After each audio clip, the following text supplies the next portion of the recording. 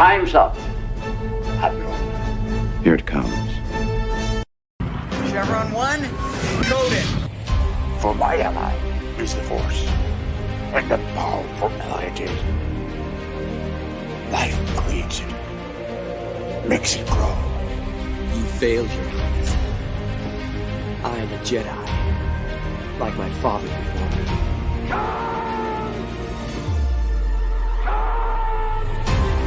Cry hammer, and let's set the tongues of war.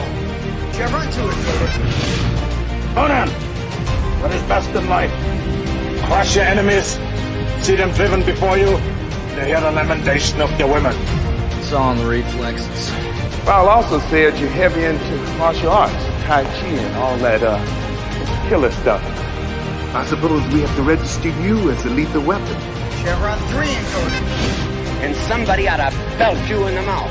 But I won't. I won't. The hell I will. Chevron 4 encoded. Do you expect me to talk? No, Mr. Bond, I expect you to die. Chevron 5 encoded. You take the blue pill, the story ends. You wake up in your bed and believe whatever you want to. You take the red pill, you stay in Wonderland, and I show you how deep the rabbit hole goes. Chevron 6 encoded. Now, come on, you can, little boy. Great Scott. Back off, man. I'm a scientist.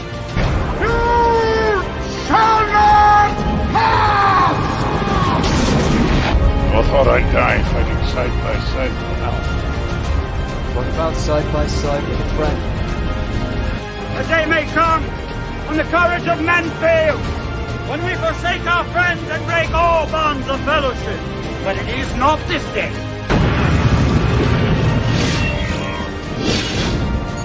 Chevron 7 is locked.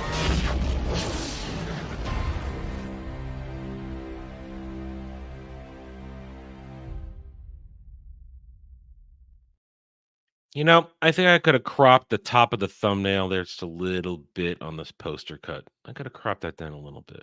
Anyway, Maybe. yeah, the little white space is bothering me. Hi, everybody. Welcome. Saturday Night Driving, where we sit back, relax, talk some movies, and engage in solid discussion, because I think we're going to have a solid discussion tonight. Because this was a bit of a interesting movie.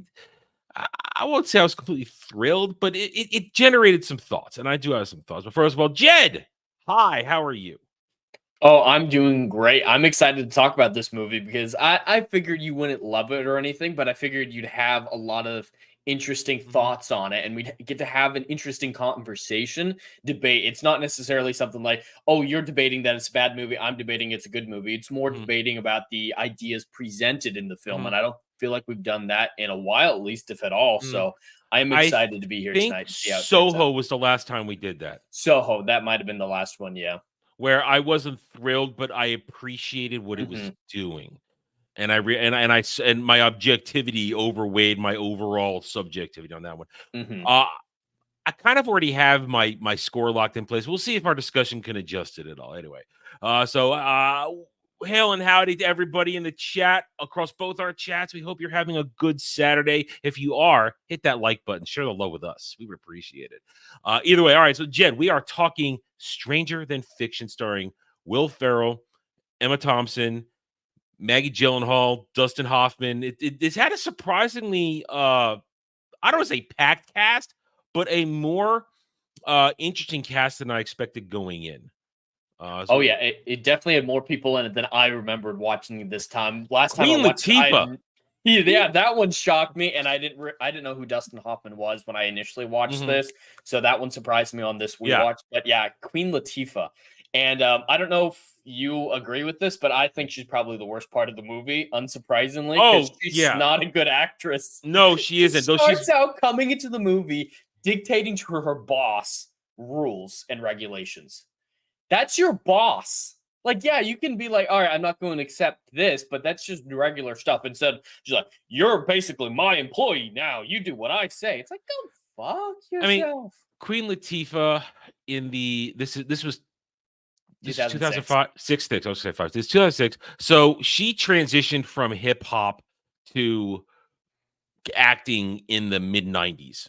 And she didn't do she completely transitioned. So she had been acting for quite a long time at this point, and she's never been that great. I mean, all you got to know is listen to people who talk about that Equalizer show, the Shequalizer, I think they called it, and apparently it was god awful. I watched Az review it for while he could stand it. It was terrible. It was terrible. She's not a great actress, and she, as far as the cast goes, she is the weakest link. Everybody else does a respectable job. Some more so than others. I will give you the points that you were right. Will Ferrell does a good job in this. In fact, I can actually stand him in this movie. I know that's a big deal for you, and actually a lot of other people I know who dislike him. They are right with him in this movie, and it's an example of what I see a lot. Is a lot of my favorite movies with famous comedians are when they're in serious roles. For example, Robin Williams, Good Will Hunting. Favorite Robin Williams performance, Truman Show with Jim Carrey, exact same thing, and then Will Ferrell with this. It's comedians make great dramatical actors.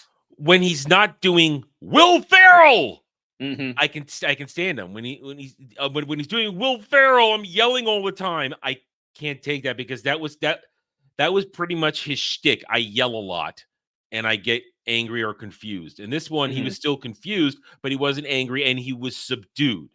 Yeah, he only yelled a few times, and I think they made sense. That was the crazy moments. Am I going crazy? And I think those moments made sense. That wasn't Will Ferrell yelling.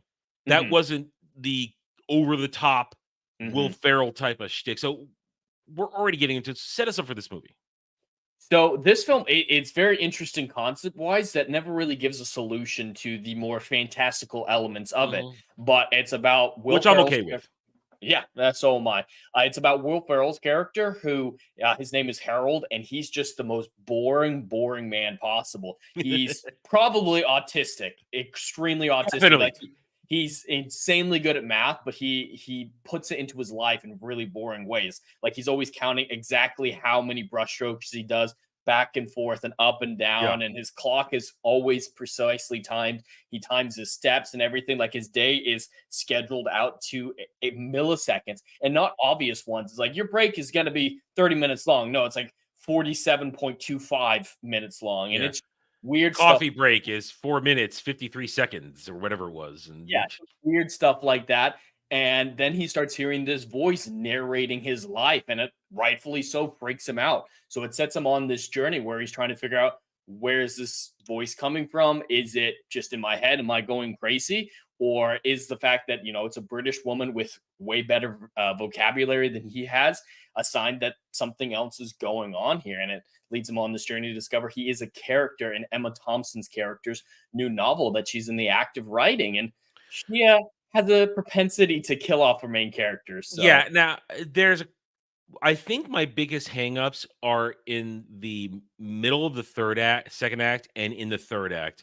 There's a couple of inconsistencies that jumped out at me. We're going to jump around, guys. You know that's how we do it, because that's where the conversation is going to take us. The first inconsistency that bugged me is when he discovers, and I don't remember Emma Thompson's character's name. I don't remember her name. When they realized when he's in the room with Dustin Hoffman, and he hears her in the interview there, and he realizes that's the voice. And Dustin Hoffman says, it can't be. That's an interview from 10 years ago. I'm pretty sure he says that, right? I heard that correctly. He did say that. Yet she mentions in that interview that she's currently working on the book that is taking over Will Ferrell's life. And now, listen, we live in the age of George R.R. Martin, who's been working on a book for 12 years now. But yeah, and I know, Jed, one of the reasons I think you did this shit movie because you wanted to, as writers, you wanted us to talk about that concept. To me, yes, have I been working on books for 10 years? But when I'm actually writing the book, I get it done within a year. It gets done boom, bang, pow. I don't spend 10 years I'm the same way. It took me 3 months to write and edit the book I'm currently working on. Yeah. But it happens for some people. He said she hadn't published in a long time, and the publishers were very upset about how long she was taking, to the point where they stuck Queen Latifah on her. So I could see justification for her taking so long. My bigger problem is he just happens to be watching that there's interview that. at that time. That's 10 years old. Like, that's where my issues with that scene come in, is the contrivance of, oh, he just happens to be listening to the exact author that he needs. But the fact that it takes her 10 years isn't the issue. It's more, he's watching a 10-year-old interview. Why? Yeah. It's just little inconsistencies and little things that coincide. I know that because of you, I look at coincidences all the time now. I can't help it. And I question, can I stomach it or do I have to question it? And I'm usually 50-50 on it. I mean, I was just doing Anime Odyssey with Dermy the other night, Dermy and Static, and we were talking about shows on 100. And the final third act thing is just such a coincidence that I could not ignore it. And I actually made Dermy go, yeah, you're right. And he really loved the show. So it now, because of you, that shit jumps out at me all the time when I see it. And is the coincidence logically, is there a logical reason I can think it away, rationalize away, or is it just too And in this one, you've logically explained it, but it still feels coincidental and a little inconsistent. I have a total problem with the coincidence aspect. And my other one's in the third act, but I want to wait till we get there because I don't want to skip over the first two acts of the story. I will admit this: for most of the first second act, I was kind of bored watching the movie. I didn't hate the movie. I didn't feel like, oh my god, I'm doing this. I didn't do too many other things. You know, I didn't go to another screen and start diddling around on Twitter or something like that. But my leg was jumping at times, and when my leg unconscious starts jumping, that means I'm kind of waiting for things to pick up. And at nearly 2 hours, I feel as though some of this, I think they could have shaved 20 minutes off this movie here and there. Not in one segment, but a couple moments here and there, just to not nearly have it be 2 hours. Because they do harp on his schedule perhaps too long. I could totally see trimming out about 20 minutes. Because the third act, frankly, is the best part of the movie. Because things are coming to a head. He has resolved his mundane life. He's accepted the voice in his head. And we see him actually evolve as a character. And you know how I love a good evolution of a character. I like when a character does things instead of just has things happen to them. And yes, and I know that that's the interesting parallel here, because we're watching a writer have a character where things are just happening to him. And at one point he stops completely. And the world just stops around him until the construction arm of the bulldozer busts through his wall. And then he has to actually not have things happen to him, but actually does things. The plot's going to move forward no matter what. Yeah, that's where, and I understand this movie has a lot of interesting layers to it. It does, in terms of the storytelling, a storyteller telling the story, and a story about a storyteller telling a story, but a character having the events happening to me. It's I get it. It's all there. But I feel at times it's a little heavy-handed. I could see that. I do want to preface that I didn't mention at the beginning. I don't think this is an incredible movie. Like, I'm not going to be rating this a 9 or anything like that. You'll probably all be surprised about how low my score is. But like you're saying, it asks really fascinating questions for me. And so it leads to thought-provoking things within me rather than just thinking, yeah, this is an incredible piece of media. It's just thought-provoking for me. So I can totally see it being heavy-handed. It does get a little too pretentious, in my opinion. A lot of that stuff didn't necessarily bother me. The pretentiousness came in with Dustin Hoffman. He is the stereotypical college professor who knows a lot about literature, but will never be able to write good literature. Those so who up can't teach. That's why I think Emma Thompson's character never really responded to him, because he is so far up his own ass with pretentious literature stuff. But she does say she loves his letters. She does like his letters. But yeah, no, just him. Dustin Hoffman serves an important part in the story, but he's constantly saying such pretentious shit that I've met people like him who think about literature in a very pretentious way, and it bothers me a lot. So I think he's, besides, of course, Queen Latifah being completely worthless in the movie and a terrible actress, Dustin Hoffman would be the second character that I would. But he does a good performance. He does a good job. He just needs a major rewrite more than anything else, because he ascribes to the philosophy that stories are only either comedies or tragedies, and I feel like that is a thing. That's a thing. It's a little of an archaic perspective.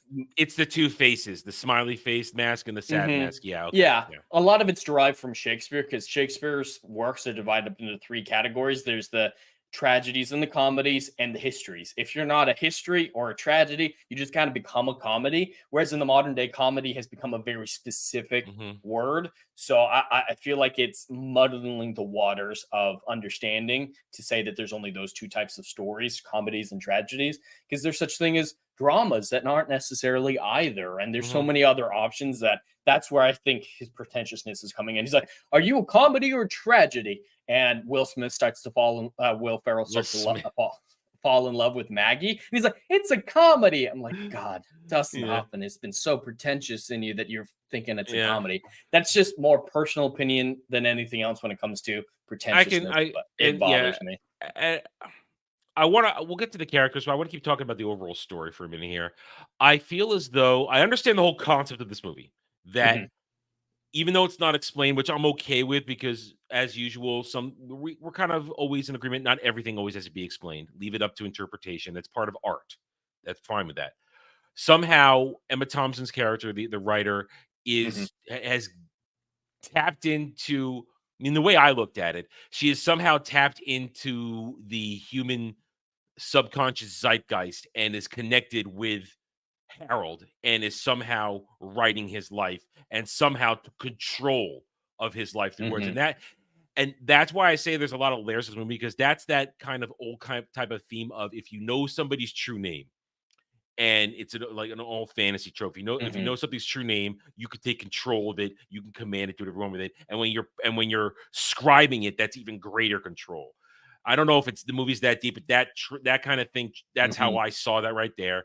And she somehow unconsciously does it. And whether at one point she's questioning, have I done this before? Have I done it? Which would be terrifying. Yes. As a writer, not necessarily a tragedy writer in the sense that she is, but I put my characters through a lot of shit. That's kind of my staple, is torturing the living hell out of my misery porn. Basically, to a certain extent, some of my stuff does fall into that category. So just the idea of like meeting one of my characters someday, I can totally understand why she's emotionally distraught in the 3rd act, realizing the implications. Like, she doesn't struggle with it as much as I kind of wish she would. Like, is he telling the truth or not? She does for like 30 seconds. But as soon as she accepts it, I can totally buy her reaction and think it might be a little bit less than it should be, because I would be freaking out. Just the morality of what you've done to these people. Also, I mean, as a fantasy writer, science fiction writer myself, part of the ways I've always been able to, I think, do what I do is that somewhere in the back of my mind, I kind of think I've tapped into some alternate dimension and I am seeing these stories and this is happening and I'm affecting it. That's kind of how I get into it when I'm doing it. And if I understand, I pick characters to die. It's like, you're going to live, you're going to die. When I create a character, I know when they're going to live and die. I know their entire history. I've done that. And to think that it would come about that I'm the one that actually made that happen in this world, it would be a little freak out, because like, oh shit, I'm a god, but not really a god, because I am not all powerful, but I've gained control over this soul, and I've written their life, and when I came up with their idea, I slated them to die, and that would be a powerful thing, and they never answer that, and I'm fine with it. Yeah, because we shouldn't have all the answers in this thing, especially because the way the movie ends. But either way, so one of the things I felt though, and as I was saying, I know is how this movie is structured to be this author that might have tapped into the ultimate zeitgeist where she controls this dude's soul. I kind of feel like, and this taps into my I think my ultimate criticism in the 3rd act. I think it would have been better if she had just been this omniscient author telling his story, and he sort of knows it's happening, but then never seeks her out and kind of just deals with it. And we're being told his story. And I kind of feel it almost would have worked a slightly differently. And I might have been more interested that way, because for most of the movie, I was failing to connect with Harold because I thought he was a fictional character. And why am I caring about this fictional character who may have suddenly gotten a real self-awareness that he's a character. Why should I care that? Of course, then third act. Oh, you're not a fictional character. You're real, and she's just doing some. She is. We have now taken on a slight fantasy aspect of this. Okay, now I am a little more invested. But that was the problem. I was failing to be invested in Harold for most of the movie, and I kept thinking I kind of like him because he's a dingus, but I'm not rooting for him, and that's a problem I'm having in a lot of things I'm watching at the moment, in privately or for this kind of stuff. I'm having trouble rooting for certain characters because either they aren't appealing to me, or in this case, I thought he was fake for most of the movie. So I kind I of mean, feel I go ahead. No, go ahead. Go ahead. Oh, no. Go finish your thought. No, I was gonna round it out saying I kind of feel as though I'm asking too much of the movie by thinking in that way. Well, what I was going to say is more a question because you started it out saying it would be better if he never met her. So it would have been better if he stayed fate for you to. I might have understood it a little better because it's if I don't want to say it's jarring, that's the closest word I can think of, that suddenly he is real and he's not fiction. And of course, then the title Stranger Than Fiction. I just felt it took too long for me to connect to him as the protagonist of this movie. Because I didn't feel there were stakes. Because if he was a fictional character, you're just a fictional character. Your stakes are not real. And then by the time there are stakes, I'm this much invested. Because now my only thought is how there's no way he's gonna die. That's the thing, Jed. Did you when you first saw, did you think he was gonna die in the end? Mainly because of the pretentiousness of Dustin Hoffman's character, the way like he was convincing him you had to die for the quality of the story. Like I thought it might be the case. I think it works better without him dying. Though. Yeah, Emma Thompson was freaking out too much for me to think, oh, he's not going to die. She's having a moral crisis here, and that's kind of her character's final point. She is my favorite character in the story. She's the one that I root for. She's the one that I get invested in, like you're talking about. Will Ferrell, his character is boring on purpose, so I can totally understand having difficulty relating to him, and that's why I relate more towards her, especially as a writer myself. I see a lot of the writer's mentality in her, so I definitely relate. I see some of it. We'll dissect her and their portrayal of her as a writer when we talk about her character. But yeah, so there it is. That's my biggest problem with the overall structure for the movie. I wasn't invested because I thought he was fictional, and then when he became real, I was so disconnected. My only thing was, how are we going to resolve this? How are they not going to let him die? Because I knew there was no way he was going to die. The too many nice things had been lined up for him, and the stress of tragedy versus comedy or tragedy versus happy ending. I saw the twist coming where she was going to go away from tragedy. I saw that coming, and it was just, okay, how are they going to do it? Because the whole movie you're watching the black chick who becomes the bus driver and the kid on the bike. They are littered throughout the entire movie, and my only thought was, are they real? And how do they play out in the end here? What are their significance? And then by the time we're the third, oh, okay, she's driving the bus. Woman driver, by the way. She's driving the bus. You knew I was going to do that. Yeah. Woman driver and kid on the bike. It was all lining up. Kid was going to be the cause of his death. Just was a question how. And she was going to hit him.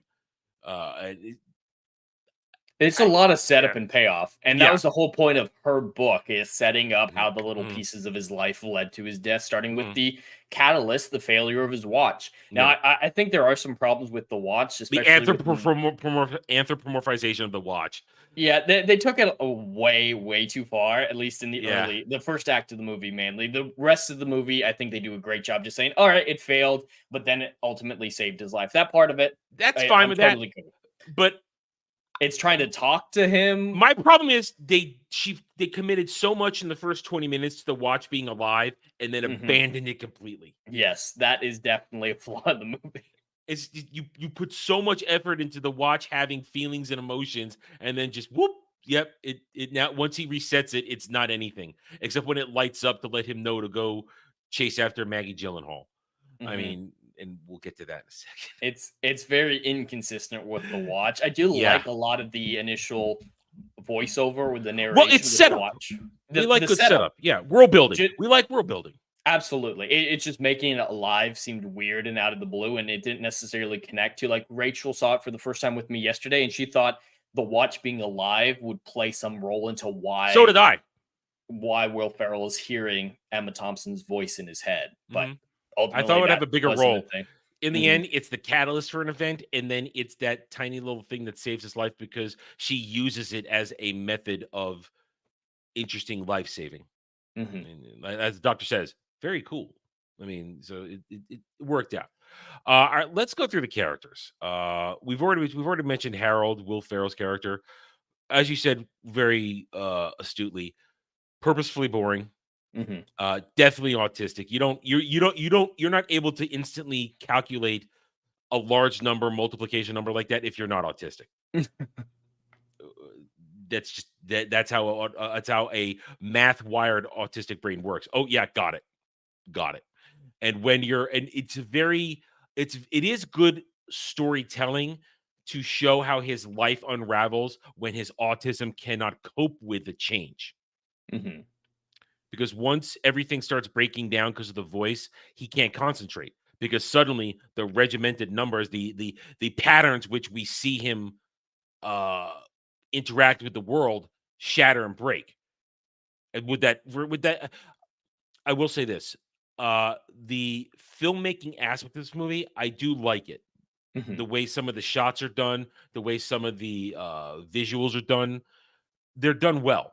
And I appreciate it. Like, there's that one point where he's talking with Maggie Gyllenhaal on the bus, and as they're talking, the bus keeps weaving as they're talking. It was an interesting way to shoot the scene, and I appreciated that because it was mimicking how they're trying to form a connection with each other. One who is a complete extrovert and one who was a total introvert. And again, this is how I saw it, and how the bus is. They're on two separate sides of the bus, and it's never going to quite connect right in that moment. So I appreciated scenes like visual that. Storytelling. Yeah, and that was good, and I like that stuff throughout the movie. And the one other thing, and maybe you notice I don't. What is with the constant shots of bare feet in this movie? Did you notice directed by Tarantino? No. But is there something about that I missed? Because you get shots of Maggie Gyllenhaal's feet, you get shots of Emma Thompson's feet, you get shots of Dustin Hoffman's bare feet. Is that a thing? I was Not looking that for some sort of I'm aware of.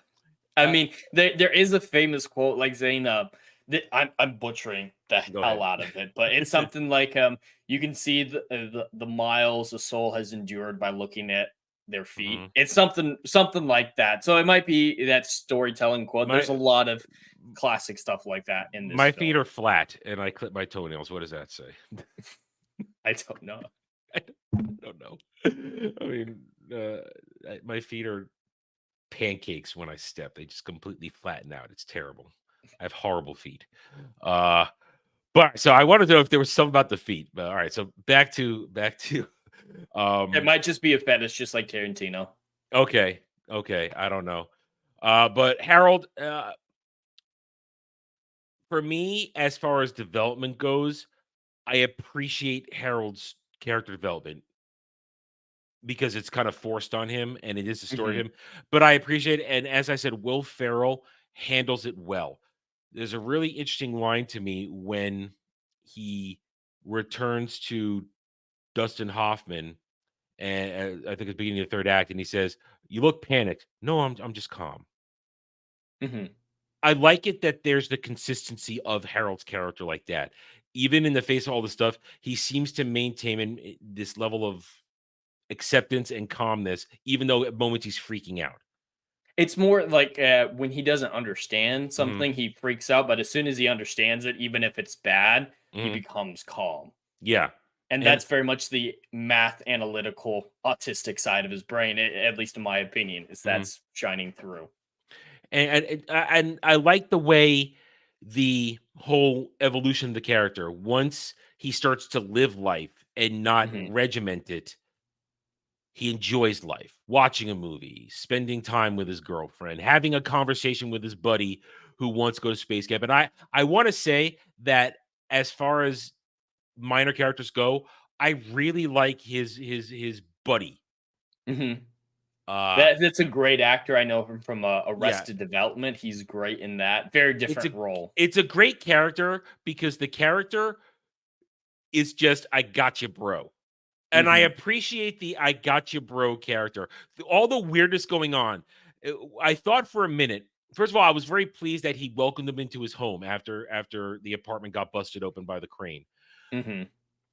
At first, I thought it was going to be some sort of weird moment where they were going to yell at each other. There was going to be some conflict. Nope. We're sort of doing work at the dinner table and then having a sort of autistic nerd conversation.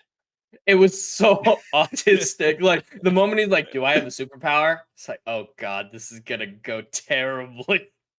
But then it got really sweet. Like the conversation about space camp. I really you're good at math. That's not a superpower. That's a skill. You made me invisible, and I appreciated that because I've been in that kind of conversation. So I appreciate. And then he basically just had his back the whole time. He never questioned what was going on. He just let him. And then you saw later on, even Harold's growth affected him because then they're having a conversation at the dinner table, not just one looking at tax sheets or forms and that, while the other one's eating in silence. They're actually living life, and it's a nice little concept theme of, hey, one person's embracing of life affects another person's embracing of life. It has just ripple flex into the world around you. Yeah, just with Maggie Gyllenhaal's character, whose name I also don't remember. I got to state this though.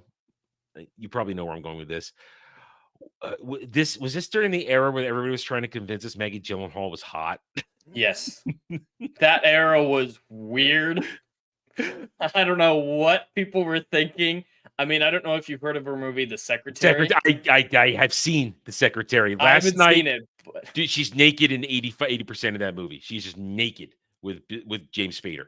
I've seen it, and I mentioned it last night. We were talking about this on Ballbuster because I was talking about the movie I was watching, and Dermy, God bless his retarded heart, walked right into the meme. She was kind of hot in Dark Knight Rises. I just went. We all went, no, Derby. No, you just walked right into the meme. Well, yeah, he's pretty gay, and she looks like a man, so... But then he says after it, he goes, right after Dark Knight Rises, she went from hot to 60 years old, and she's not hot anymore. And it's just, Dermy, you don't understand. She was never hot. Much love, Maggie Gyllenhaal. You are a good actress. She is a good actress. I've liked her in a lot of her roles. But...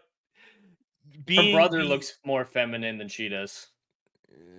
I see her brother when I look at her. Yeah, they're practically the same person, just wearing a wig. Yeah, I do love her though. She is a very good talented actress. I don't have a problem with her actress. Just like I don't have a problem with anybody's acting except for Queen Latifah in this movie. Performances they try to convince us that she's the same person as Katie Holmes. That's when I start to not believe her. Yeah, I know. Well, here's the thing: when he first goes to the bakery and the narration of he looked at her long legs, I'm going, no, let's not do this.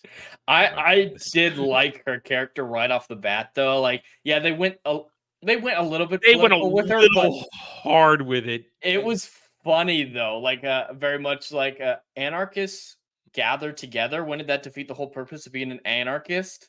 Like, they do come in groups. They do. I know, they do but it's making fun of that because it doesn't make sense. And yeah, here's the thing: whole like taxation is theft. You know, it's kind of interesting because we're watching this. It's tax season, and my thoughts immediately thinking, I agree with you, honey, because I just did some calculations for somebody about how much they were getting paid. I'm like, yeah, you lose it. You're losing $300 for your paycheck. Taxation is theft. And now when she started complaining why it was theft, then I'm like, I'm like, okay, now you're losing. You lose sympathy. Now you're losing me big time. But and then her whole reason for doing it is right away I knew, okay, there's the love interest of the movie. It was blatant as bright as day. Okay, that he's gonna react to her. They're gonna dance around it for a while. That's another bro moment because he only got that because his friend said, "Why don't you take the baker? That'll cheer you up." He specifically gave him that audit. The best Yeah, friend you're right. at the You're IRS. right. Yeah. And let's remember, yes, we're dealing with IRS agent, the worst people in the world. These are the worst people. Now You gotta feel now, a little bit dirty. Harold being is an a IRS agent. Harold is a nice guy. He just has a shitty job. Mhm. He has a shitty, horrible job that shouldn't. And IRS shouldn't exist. There, I said it. We don't need it. Just give me a postcard. I'll check a box. This is how much I pay. There you go. No, I don't need to be told any of this stuff. Anyway, their whole relationship, her character, I think their best moment is the cookie scene. Mhm. Even though I think it's disgusting to dip a cookie in milk. I think that's disgusting. Really? Well, I don't like milk. And I don't want my cookie drenched in something. I want to enjoy the cookie, not the cookie drenched in liquid that I can understand that I have because- slight intolerance to. So I can understand that to a certain extent. I'm not a condiment or dipping person. Like Mhm. everyone's always like, "Do you want salsa? Do you want hot sauce? Do you want ketchup to dip your fries in?" I don't dip. I Mhm. don't do condiments. I mean, I will if I'm having I'm a sandwich dipper. I will dip a sandwich stuff. Like if I'm having a chicken parm sandwich or like that, I won't put the sauce on the chicken. I'll have the sauce on the side because I want a sauce with each bite. And I don't want it to go everywhere as I'm eating it. Or I'll dip a hamburger because again, I don't want the mustard and the ketchup going everywhere. When I do that, I want each bite to have that flavor and that taste. I'm a dipper in that sense on meats. On meat, yes, but on baked goods, no.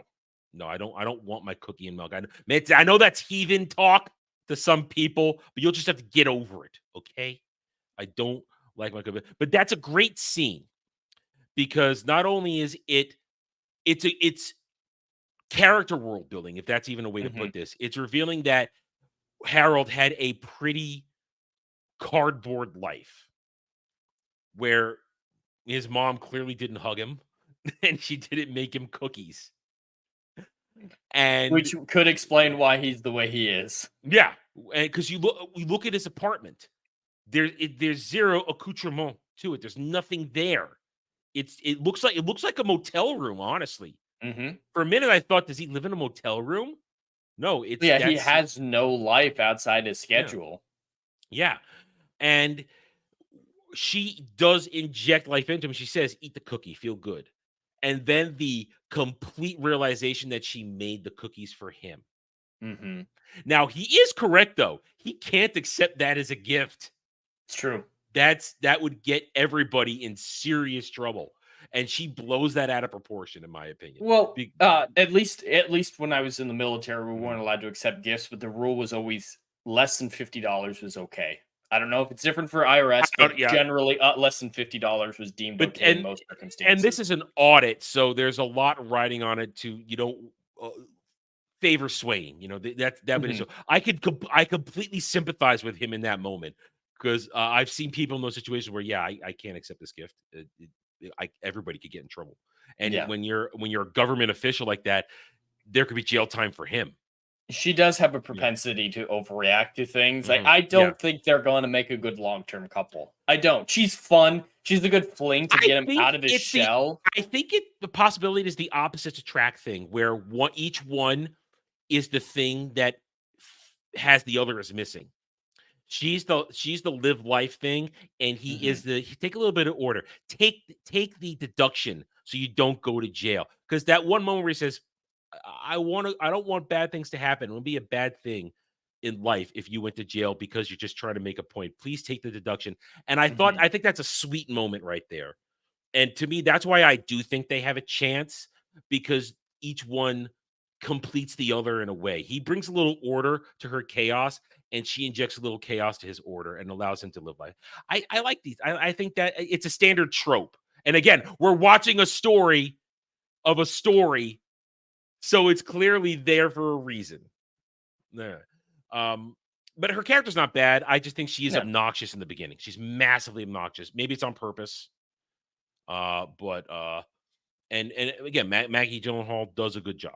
She performs perfectly fine. Let's talk about Emma Thompson. Let's talk about Emma Thompson.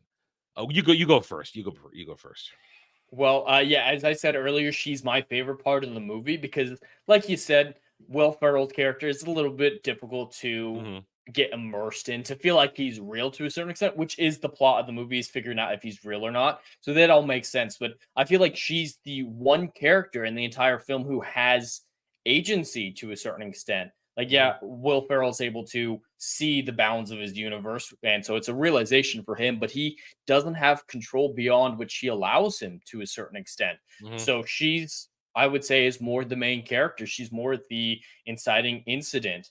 And I like a lot of the stuff that goes on with her because she's a writer, so I can relate to her, and I don't have to see myself in her phically to relate to her. But I do see a lot of myself in her as a writer. I can relate to that aspect of it, and a lot of her methods for getting over any story blocks or anything like that, I appreciate, and I like the way that she goes about trying to tell this story, doing extensive research. So I love her character. She's by far my favorite part of it, and the struggles of a writer are very evident within her, and she's unfortunately very isolated because of it. She's chosen her. You notice her apartment is the exact same as his.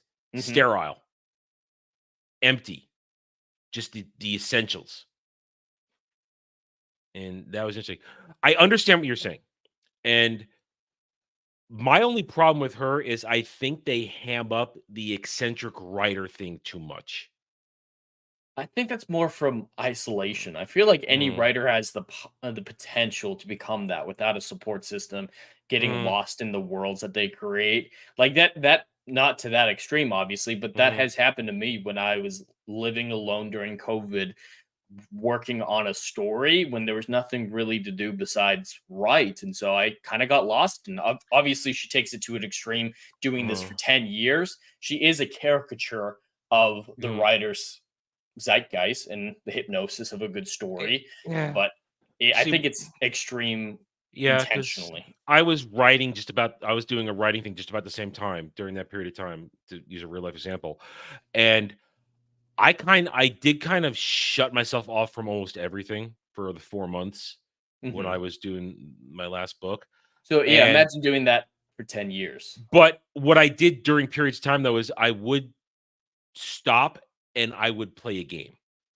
But it was a grand strategy game. So I went from doing one world building to have a world built for me where I could completely dump everything that was in my brain out, because I had to build an empire, I had to manage an empire, and doing that kind of work kind of always reset my brain while I was working on it. It doesn't look like she does anything besides smoking in the way that you're and it's a talking about. very weird smoking habit too, with the putting it out, spitting on it, and putting it on a tissue, which she even does in the middle of a rainstorm when she's drenched. That cigarette is completely drenched, and yet she spits on like it. Like you mentioned, she bears a lot of similarities to Will Ferrell's character. And I think that eccentricity is another example of it. Just these weird little personal quirks and personal habits. She drew inspiration from herself to write Harold, I believe, at least. And so that I think that's a great example of that being manifest. She doesn't brush her teeth weird. She puts out her cigarettes weird. To me, obviously you connect to her a lot more because of how because I know you've talked about your writing process. You do a lot of research in that. Whereas when I do stuff, I just make shit up. I just completely make up worlds, make up shit, make up rule systems, that. So I have a completely different style. So when it came to connecting with her on that level, I didn't get a connection there because my writing process can be different. And that's the thing. We all have different writing processes. So that's not mine is very similar. Going out to a rainy bridge is how I would do it. It's not a negative. It's just saying I understand it because it's not me, if that makes sense. I understand it because it's not how I do it, but I know it's how it's done in some ways. That's why I knew when she first gets introduced, when she's standing on the roof, I'm thinking, no, this isn't real. She's not actually on the roof getting ready to jump. She is putting herself into this. because we already know that Emma Thompson is the author because we've heard her voice, her very distinctive voice. Very distinctive. So we know it's her. Now, of course, I found it interesting that whenever she's writing, the voice is strong, confident, knows what it's doing. Mhm. But when it cuts to her, it's a disheveled mess of a human being, wearing her pajama top everywhere, Mhm. everywhere, completely. And this is the thing, also, once more, that I can understand.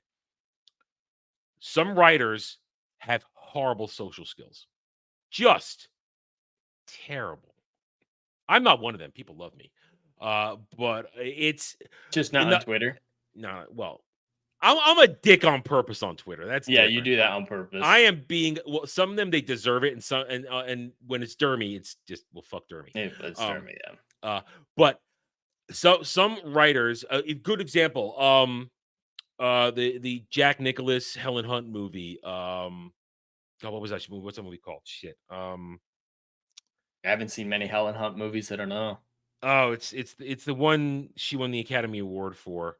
God, I suddenly can't remember it. Where he's a writer of romance novels, but he's a complete curmudgeon, and he's autistic, and things go a certain way. It had Cuba Gooding Jr. in it as the as a gay guy, and that might be actually a thing now. But the writer, he's completely antisocial. He hates the world. He doesn't like people. So that is a thing, that some writers have horrible social skills. And her in the hospital scene is a great scene. Show me where the dead people, the dying people are. No. I would want to do it just the way she did. Like I've had the desire to be like, all right, I need to write this emergency room scene. All right, I'm gonna go to an emergency room and just watch dying people. I was like, no, that's crazy. That's weird. Not gonna do that. Like, I do have a voice in my head that stops me from going full her, but I have the potential to be fully her. And that's why I think I relate to this movie more than a lot of people, because I literally see my writing process in her without a little bit of social skills. And me is the opposite. I could just imagine it. I can fully picture it. I can structure it. I can see the room, this and that. I can drop myself in there. I can put my mind into the character I'm working, and I can transplant it. I don't need to be there to actually get into it, and also I guess I do have that level of antisocial where I don't want to have to deal with people. That's where my antisocial behavior will come in as a writer. I don't want to deal with motherfuckers. I just don't. Just leave me alone. I don't even want to talk to you. I will do the bare minimum of conversation if I have to get past this checkpoint to get someplace. I don't. But I mean, I'll fake it half the time. Hi, how you doing? Yeah, good. Hi, yeah. I'll fake it, but I don't want to deal with people. I don't want to deal with people.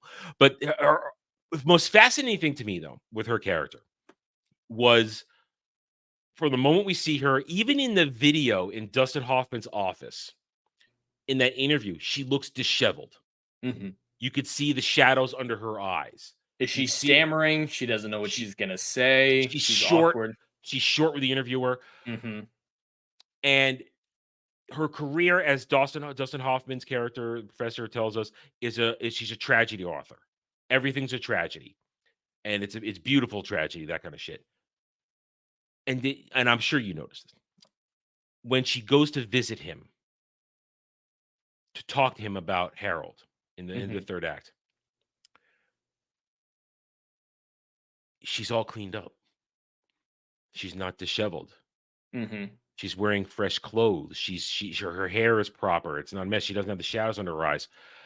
And I think that's because she evolved. Mirrored to Harold's. Because she decided that when she wrote nothing but tragedy, she was a wreck of a human being. But when deciding to do something hopeful, it changed something in her, and you can see it in her appearance. And even though Dustin Hoffman tries to convince her otherwise, she says, no, it's kind of the way it has to be.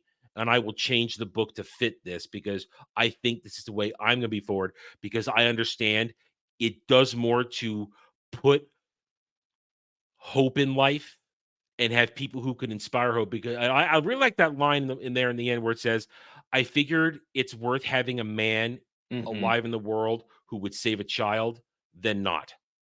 Well, yeah, the man who would know he's going to die and Yeah, willingly that's it, yeah. accept it to save another life. Isn't that a type of man that we want to keep in the world? Mhm.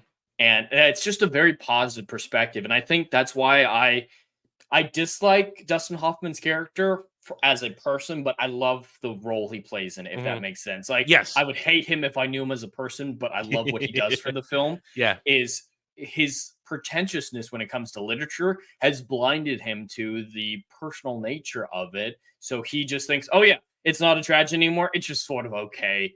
Well, are you not feeling hopeful like she is, like the audience watching the movie is? Yeah. Do you not feel that? Because he's so involved in the dramatic irony, the beautiful tragedy as he sees it as of the original work, that he can't see the world. He's too wrapped up in the art He's to realize too wrapped that up in the art. that the art isn't the best version of itself, and she makes it a better version. And he can't ever see that. That's why he can never be a real writer. Because I don't think they mention if he ever writes anything. All he does is do whole lectures and talks and great books papers on stuff like Little Did He Know. He he did a whole class on Little Did He That hurt my Know. brain when he said that. I was like, who the fuck would take that class? That's a terrible idea. Yes, omniscient narrator is an interesting thing. I try to avoid it. I find it kind of boring to a certain extent. Like, I like whoever the narrator is, whether or not it's the character or the third person narrator, not knowing the same as me. But an omniscient narrator, it just comes across as boring, and I'm disconnected from an omniscient It narrator removes normally. stakes. Yes, It removes exactly. tension. And so I like the phrase "little did he know," but making that a catalyst for why he decides to help is interesting when it comes to, all right, this person That part was you. interesting when he's doing the whole figuring out, and it shows he has a keen mind, because he's asking a bunch of weird questions, and through the randomness of it, he's able to knock names off of the list of who could possibly be, what kind of genre is that, and that was interesting to me as this character goes. And Dustin Hoffman pulls it off because he's good. He does a great performance, but I think he's the one person in the film of any importance, counting out Queen Latifah, who doesn't have a character arc or change in any way, shape, or form. I don't really think he changes much. That's because he's so wrapped up in the art of it that there's a weirdness to that. It's because when he's in lifeguard duty, and this caught my eye, he's got a plastic bag around the book he's reading when he's on lifeguard duty. And you got to wonder, maybe he doesn't like getting wet or anything like that, because when Emma Thompson's character is doing the final monologue of the movie, even putting nose plugs in, when did he have I feel like there's something missing for his character. There must have been a deleted scene that said he was afraid of the water and made a metaphor for him being a lifeguard or something. It was weird. It came out of the blue, and that's a hinting at a character arc that didn't exist. But I think it's interesting how he doesn't change, because if he had been the writer, Harold would have died. Even at he was literally saying, you have to die. He didn't care. He couldn't differentiate between the art and reality. It's the better story if you die. And that I hate that. I hate that kind of mentality. It's a better story if this happens. How about you let the writer decide if something's story? If you let them create their vision. And now I've had that moment where I think it's better for this character if they die here, but that's because I've built up a particular arc with them. I'm thinking one character in particular right now where it will make sense when it happens, and you'll see it coming, and you won't be surprised when it happens, but it's right. And also, and now of course I'm talking from the science fiction fantasy genre, where you have to kill characters, because otherwise then the story has no teeth to it, because you can't just let everybody survive all the time. That's one of the reasons Star Wars, when they started the New Jedi Order, it was such a profound shift, because Chewie dies in the very first book of that new arc, and everybody had been surviving. Spoilers. Oh, come on. It's been over 20 years. Give me a break. Anyway. When you're doing that kind of story, you have to kill characters. But for this type of thing, in this type of story, killing the character maybe isn't the best thing, because maybe tragedy shouldn't be the story you're telling. As we realize in the end, hope maybe it should be the story you're telling. It's clear he only respects tragedies from Yeah. the way he talks about things, and that's why I think he's so interesting in the movie. Is he's the one stalwart, he's the one obsessed with following the lines of plot, and so the comparison is interesting. I would go bananas if he was my college professor. I think this guy is so far up his own ass, Yeah. he can't tell what makes a story good or not. And there are little things that remind you as college professor. I mean, those of you you see him holding this particular type of folder binder that all papers are handed to. That little PTSD when I saw that little bit, thinking, oh no, I don't remember that was like. He is so important to the movie, though. Imagine if Oh, Will yeah. Ferrell had stayed with the psychiatrist rather Mhm. than going to a literary expert. I mean, Would have gone entirely differently. when I mentioned this last night, Static said, "Oh, wait till you get to Dustin Hoffman. He makes the movie a little bit better." And I said, "Oh, I'm there, and he's a good character. He's all right." Mhm. But overall, I could have, and we're at the end. We're at the end of this. I've got nothing to say. I'm talking about Emma Thompson's character, the way I love. My favorite part of her is the evolution. How when she embraces hope, she Mhm. looks normal and she behaves a little more normal. Although that one moment in the office where she's looking out the window while he's reading the final pages, I appreciate that because your jitter is like, yeah, I don't really want to be here. I'm looking for something to keep me occupied while waiting for somebody else. I do that all the time. Oh yeah, because I'm constantly waiting for other people. It's terrible. Either way, I appreciate the character work in some cases in this movie rather than the overall movie. Although I like some of the cinematography that's done, some of the camera work, some of that to show don't tell. We know I appreciate good show and tell, and there was good setup and payoff here and there, and then that. But overall, I could have been okay if I've never seen this movie. I would have been fine. It has not really impacted anything. With that being said, let's give final thoughts. So, Jed, it's your week. You can give your final thoughts first. Well, final thoughts of this movie. I don't believe it's anything incredibly impressive. It's not a movie that the majority of people I think should or will rewatch regularly, but I think it offers a lot of interesting insight and thought-provoking questions that make it worth at least a single watch for most people, at least people interested in my writing style and a lot of other people's writing style, the mind of a writer. And so, like, I definitely do recommend this film. It's not a perfect film. There's plenty of things like your criticisms. I don't disagree with any of them. Oh, I almost forgot my biggest problem. Shit. I'm sorry to interrupt you. Finish your thought. I'll go into it in my thing and we can talk about it. I almost forgot it. Sorry.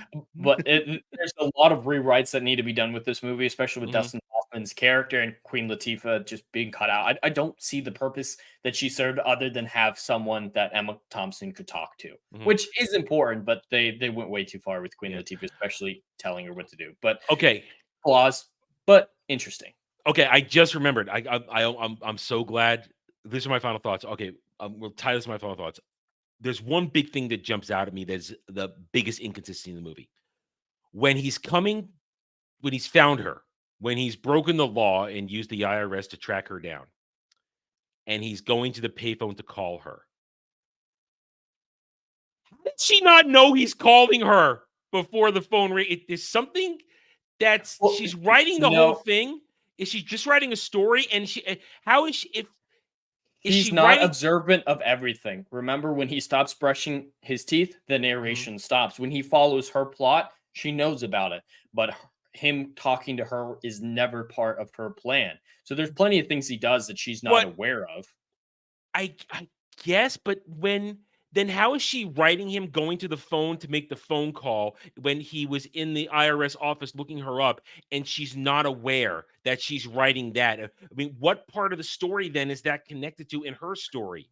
I always thought it was trying to call Maggie because it was a very pivotal moment for his relationship with Maggie after Dustin Hoffman said, ignore her. She's not important anymore. So from her perspective, it's deciding to commit to Maggie.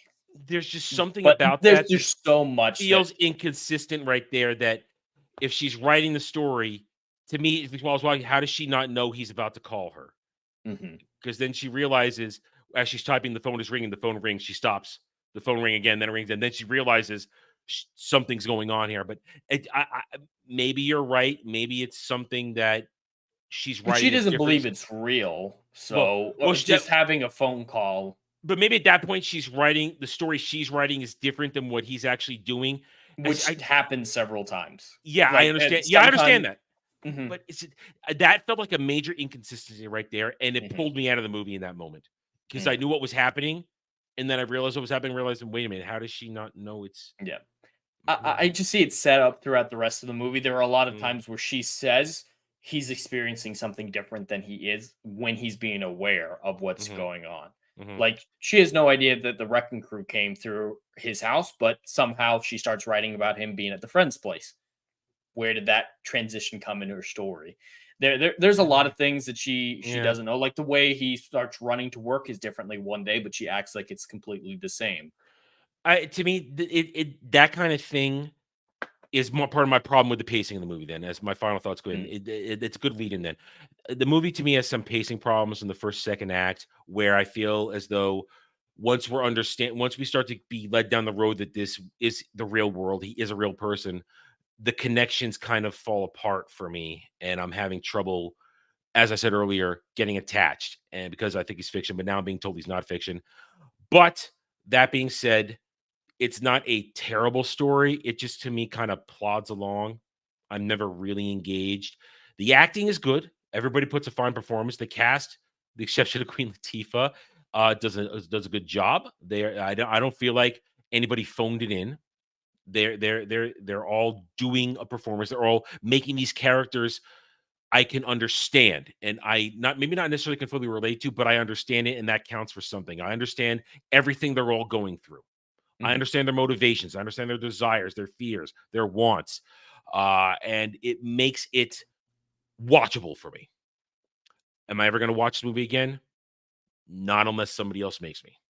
It is not something that's going on my shelf. It's not something I didn't hate it, but I didn't necessarily really enjoy it. I consider it one of these things. Okay, I watched it.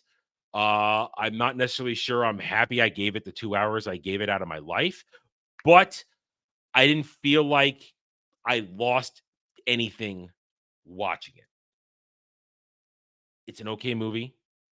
Like you said, if anything, to have a unique perspective on the writing process or watch a good character evolution movie, I could say go ahead and watch this, and you'll probably get something out of it.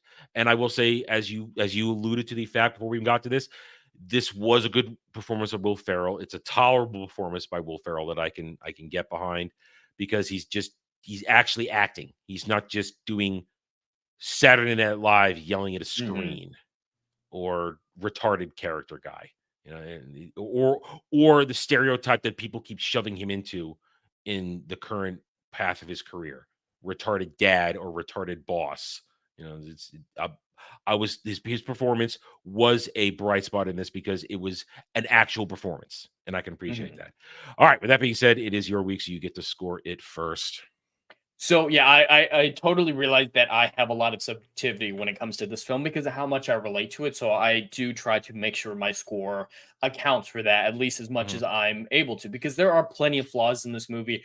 I can understand why the majority of people would find it boring, even more so than you did, Adam. mhm. So I think it is not as good as I feel like it is because of how much I enjoyed. So I rate this at a 6.5, and I feel Oh, like that's pretty fair overall, because I agree with pretty much all your yeah. criticism.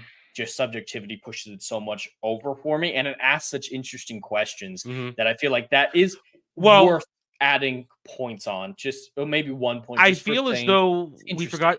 forgot to talk about the concept of controlling your own fate. We forgot to talk about that concept. Um, it's an interesting concept. I firmly believe one can control your fate. In fact, I've written on it in the past, and when I do a rewrite, I actually need to do a better job at it. I kind of fumbled my way through it the first time I did it, but it's an interesting concept. Do you Hmm. control your own fate? And I would say that, in a sense, Harold did end up controlling his own fate because he had an effect on Emma Thompson's character, the writer. Yes. He did change his fate because he changed her fate. And so I think it's either way, I've said my point, and it's one of those rare times where I'm actually a little bit lower than you. 6 out of 10. It's not a disaster of a movie. It's not a bad movie. It's just I wasn't necessarily needing these thought-provoking ideas, but I accept them and I'm willing to talk about them. And I understand that they were presented in a solid way, if not always entertaining in the movie. That being said, that's it. And I do have our movie next week. I announced it last week. I just upgraded it to Blu-ray. I've been waiting to do it for years. I got it. We've done it before. Well, I did it before, but Jed and I haven't. Fifth Element. Oh, gotta have the booty shot. For the cover. This is a wild movie, man. It's a wild movie. I have so much to say about it, especially being somebody who saw it when it first came out. I won't. That's a discussion when we get to it. I enjoy it. Jed, you haven't seen it before, have you? I have not. Has Rachel at least seen it? Tell me Rachel's seen it. I think so. Okay, she doesn't remember it, but yeah, I do think she's seen it. Okay, so it's not going to be one of those things where you're both going to watch it at the same time, and I might end up being destroyed. I hope you like this movie. It's like Memoirs of a Geisha. I hope you like this movie. It's so much fun, and it's a crazy world. Yes, Leeloo Dallas multipass. All right, that's it. We're done. Thank you all for joining us to hear across both chats. Hit that like button, subscribe to the channels, and we'll see you guys next time. Until then, guys, take it easy.